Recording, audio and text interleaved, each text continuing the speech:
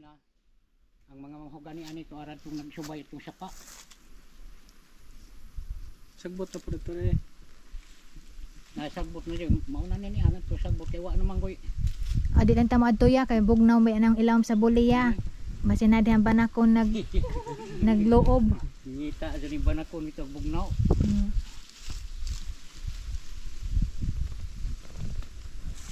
Dito, way bunga. So mga 200 ka kuan. 200 ka mga kahoy.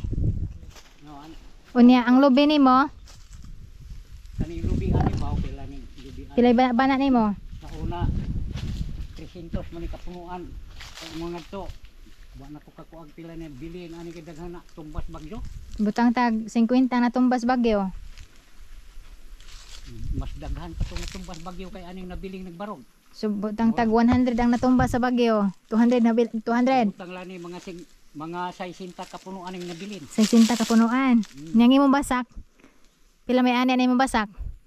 Kuan kadtong kaning di ani nabakante lang galing aboto ni 20. Kadtong diadtong luyo 30 jo abot 35 aboto na to. So butang tag 50 ka ani nimo basak.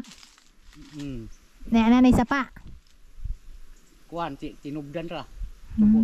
Tubod. Naanihan man na aron ani bago pa ganing gianihan. Kani ani mo nabakante. Basak man ni ani pa imong nagtukod. Yeah, so it's 7 hectares of lot. There's 60 coconut tree, rice field that will harvest 50 bags of rice.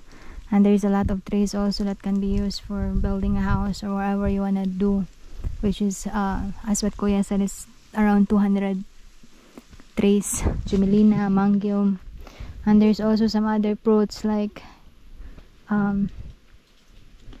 banana trees and other. Nani mangga? Na. Pila man kapunuan? Kuan kapuno. Aw, usa na lang nang nabilin din. So there's ang mangga kay mango tree. lukat pud ang tulo. Kay mito. Kani nilabot. Palilabo. Yeah, so the price on this is 1.9 million. So it's 7 hectares. Avocado. And the price is 1.9 million. So there's a right of way already along the barangay road. Ang kuan ani? Ang krasada? Along the barangay road. Yeah, and it's along the barangay road. So pila ka minuto pa yun sa kuan highway. Kung gikan sa barangay road nga inyo hang giingon nga sudlan. Ay sa dito kay? Di ka na undi ani. Kanang saan ko dito? Kanang pag-show di kanihi. Oh. Mga di ra po mo media oras oy. Yeah, so 30 minutes pa dong sa. Mga street na kuan. Oo, mga street. Region ra. Yeah, so Ora na 30 minutos so makuha na dito. yeah, it's 10 to 20 minutes from the area to the national highway. National highway tundog to ko kan. So it's very affordable farm lot. Bana na ho. Titled niya? Isa ka kilometro tunga pa imong sa highway. Yeah, titled ya. Na. Titled. Dili dar nga title.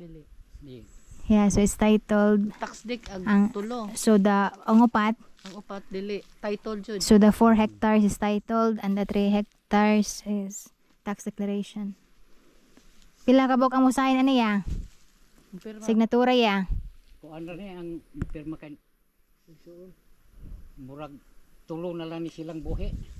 Pila sa kaisuon tanan. Siyam buhi pa ng mga apo. tulo na mga anak nga nilang. So there are 3 signatories on this property. So all the signatory is just nara dires longsod no. Yeah, all the signatories on the papers for the deed of sale is only here in this barangay. Ang isa ka baji nga igsuo sa akong asawa di aring pilar. You know, so if you love farm lot, if you love overlooking area, this is a very nice and affordable place.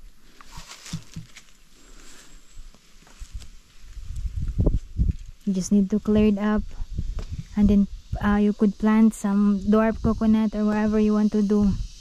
Wala unsa ron. Yes, again, for more info, contact 0977-320-4650. So have a great day and God bless. Bye bye.